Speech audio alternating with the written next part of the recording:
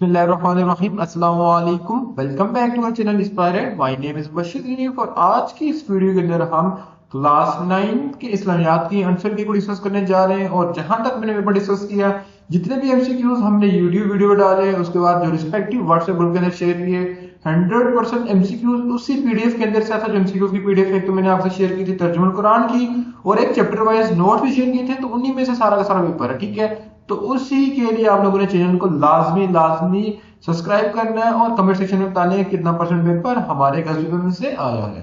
तो अगर हम कंटिन्यू करें तो यहाँ पे तो आपको इंग्लिश में नजर आ रहे हैं, तो बहुत बच्चे कंफ्यूज होंगे उर्दू में कहाँ है। तो हम एक पिक्चर ओपन कर लेते हैं, तो इस पिक्चर के अंदर से हम सारे के सारे एमसीक्यूज को डिस्कस कर लेते हैं।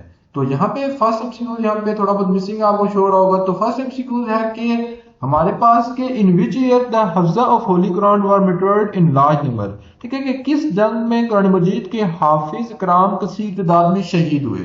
तो उसमें आप लोगों को पता है कि जंगे यमामा थी।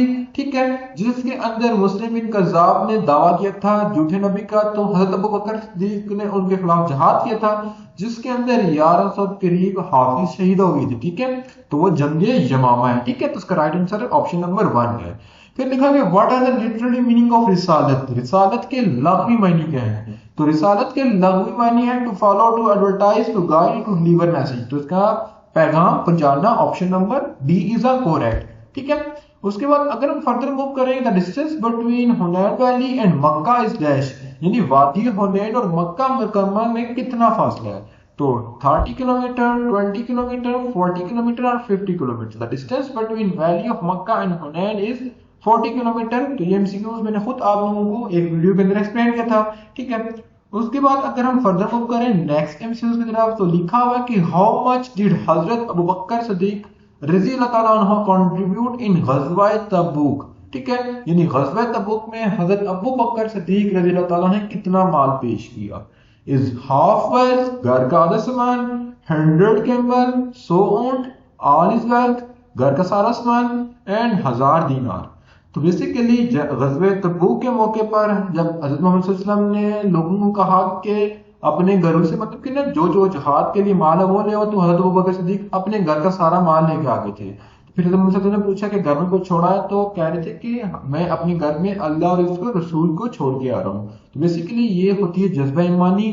तो इसके लिए राइट आंसर है कि ऑल ऑफ हिज वेल्थ। ठीक है, फिर अकॉर्डिंग टू हदीस who will not enter in paradise, यानी हदीस के मुताबिक कौन सा शख्स जन्नत में दाखिल नहीं होगा। तो ये एमसीक्यूज आल्सो हमने डिस्कस किया था, जिसके अंदर तकब्बुर करने वाला, आर्गुमेंट, एंग्री, थीफ या कवर्ड। ठीक है, तो इसके अंदर जो राइट आंसर है तकब्बुर करने वाला। The number of man to testify on any matter should be, यानी किसी भी मामले पर गवाही देने के लिए कितने मर्द की जरूरत होती है? तो उसके लिए 2 और औरतों में 4। ठीक है, तो उसके बाद अगर हम फर्दर मूव करें कि what was the कुनियत of Amru बिन उमैया। हजरत उमरू बिन उमैया की कुनियत क्या थी? अबू मैया, अबू बकर, अबू सलमा या अबू सफा।